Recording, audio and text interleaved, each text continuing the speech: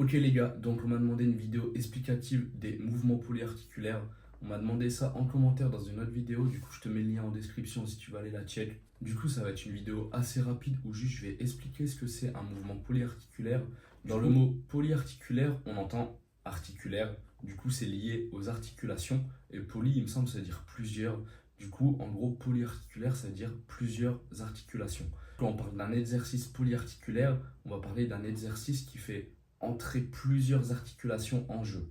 Par exemple, je pense aux pompes, aux fentes, aux squats, aux tractions également, au développé couché et il y en a plein d'autres. Pour faire très simple, on va prendre l'exemple des pompes. Je vais vous mettre une vidéo là et vous allez voir que je fais ma pompe, je fléchis les bras et vous allez voir qu'il y a deux articulations qui rentrent en jeu, celle de l'épaule et celle du coude. Donc c'est ça un mouvement polyarticulaire.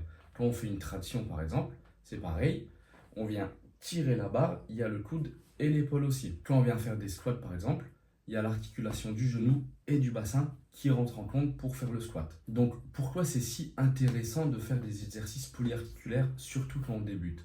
En fait, ce qui est top avec les exercices polyarticulaires, c'est qu'il y a plusieurs articulations qui rentrent en jeu, comme je vous ai dit, mais du coup, il y a plusieurs muscles également. Par exemple, les pompes, il y a les pectoraux, les épaules et les triceps. Et du coup, ça c'est super parce qu'il y a énormément de fibres musculaires qui rentrent en jeu et du coup, ça augmente le développement musculaire. Je reprends l'exemple des pompes. Quand je fais les pompes, on va venir recruter les pectoraux, les triceps et les épaules. Du coup, on va développer ces trois muscles en même temps.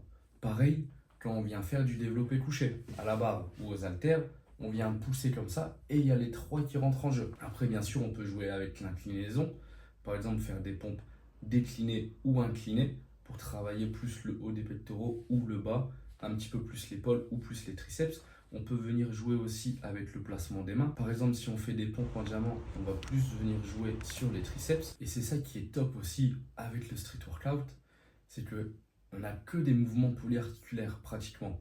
Il y a très peu d'exercices d'isolation, par exemple comme en muscu, où il y a le biceps curl, où là par contre, il n'y a que l'articulation du coude qui rentre en jeu, et c'est pour travailler que le biceps. Donc voilà ce que c'est un mouvement polyarticulaire.